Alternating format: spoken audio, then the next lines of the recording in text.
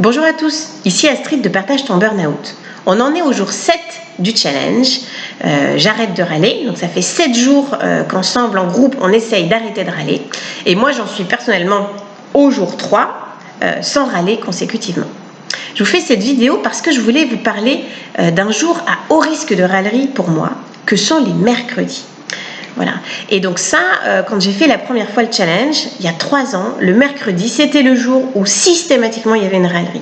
Quand j'avais réussi à avoir des jours où je râlais pas, et bien systématiquement, quand j'arrivais un mercredi, paf, je recommençais le challenge à zéro. J'avais au moins une et en général 3 ou 4 râleries dans la journée. Alors, ce qui était évident pour moi, c'est que ce qui était particulier le mercredi, c'était un jour où je ne travaillais pas et je m'occupais toute seule de mes 2 enfants. Et en même temps, j'avais choisi et j'avais même demandé de ne pas travailler le mercredi. Donc, j'étais un peu embêtée avec ça, puisque j'avais choisi de m'occuper de mes enfants ce jour-là, et c'était le jour où je râlais le plus. Donc, ça me posait un problème. Alors, du coup, je me rappelle qu'à l'époque, je m'étais dit, mais l'assistante maternelle, quand je lui laisse mes enfants, et même qu'elle en a d'autres en plus, elle passe pas des journées horribles. Alors bon, je pense que c'est un métier difficile, mais elle arrive, en tout cas on avait une super assistante maternelle, et elle arrivait à passer des belles journées avec les enfants. Donc je m'étais dit, mais comment ça se fait qu'elle peut passer une semaine avec 3-4 enfants, et que ça se passe bien, et que moi, une seule journée, je n'y arrive pas. Et en fait, j'étais arrivée à la conclusion suivante. La différence entre les deux, c'est que moi, sur mon mercredi, j'essaye non seulement de m'occuper de mes enfants, mais en plus de faire plein d'autres choses. J'attends en fait beaucoup de mes mercredis. C'est le jour où j'ai décidé de profiter d'être avec mes enfants et de jouer avec eux. C'est le jour où je m'occupe de toute la maison. J'essaye de ranger ou de faire la cuisine, d'organiser les papiers ce jour-là, pour pas que ça tombe sur les samedis ou les dimanches. C'est le jour aussi où je case tous les rendez-vous pédiatre, dentiste, etc. Des enfants, puisque le reste du temps, je travaille, donc je ne suis pas disponible. Et c'est le jour qui était identifié comme mon jour de pause, puisque je n'allais pas au travail. Donc c'était le jour où j'étais censée me ressourcer, me faire plaisir. Et en fait, faire ces 4 choses en même temps dans la même journée, c'était juste pas possible. Voilà, si on s'occupe d'enfants en bas âge, on ne peut pas en plus s'occuper de toute la maison, prendre tous ces rendez-vous et espérer avoir une pause pour soi, en fait. Voilà, c'était ça qui me faisait râler, c'était l'envie de faire toutes ces choses en même temps.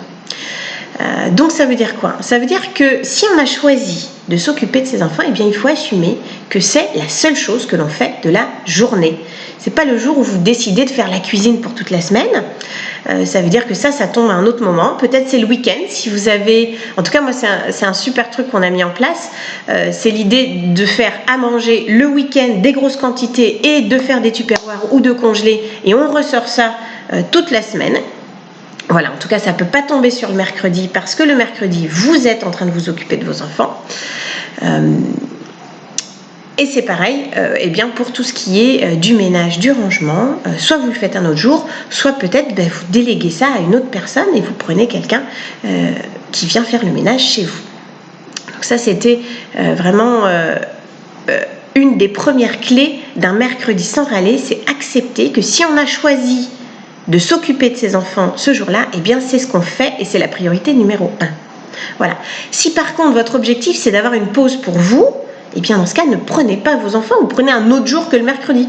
Faites une pause le jeudi, le vendredi, et là, c'est vraiment un moment pour vous. La deuxième clé, c'est que même si vous avez décidé de vous occuper de vos enfants, il est important de prendre soin de vous tous les jours, d'avoir un moment où vous pouvez lâcher prise, parce que être avec des enfants, c'est très chronophage et mangeur d'énergie plus que de temps. Donc il y a des moments où il faut pouvoir souffler. Alors quand ils étaient petits, il y avait un moment rêvé, c'était la sieste.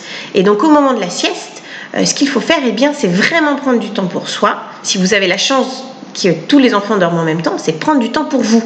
Donc c'est là que c'est pas le moment de faire à manger ou le ménage, c'est le moment de vous poser. Peut-être que ça veut dire dormir si vous êtes en manque de sommeil, ou de vous faire du bien, mais c'est un moment de pause et de calme si vous en avez besoin. S'il n'y a plus de sieste, moi ce que je fais aujourd'hui, puisque c'est mon cas, aujourd'hui ils ont 5 et 7 ans, donc la sieste c'est fini depuis longtemps, je me suis organisée pour que leurs activités sportives et culturelles tombent en même temps. C'est-à-dire que je vais les déposer au même créneau horaire de façon à ce que j'ai 1 heure de libre pendant qu'ils font leur activité. Voilà, ça c'est un non négociable pour moi. Ils peuvent faire ce qu'ils veulent, mais il y a un créneau où j'ai 1 heure de libre pour souffler, pour décompresser, parce que c'est important dans mon mercredi d'avoir une pause pour moi. Voilà, j'espère que ces 2 clés, numéro 1, si on décide de s'occuper de ses enfants, c'est vraiment l'objectif du mercredi, pas de faire autre chose. Numéro 2, malgré tout, on s'arrange, on s'organise pour qu'il y ait un moment de pause dans ce mercredi. Voilà, pour passer un bon mercredi sans râler et bien profiter de ses enfants si c'est ce qu'on a décidé de faire. Au revoir et à bientôt.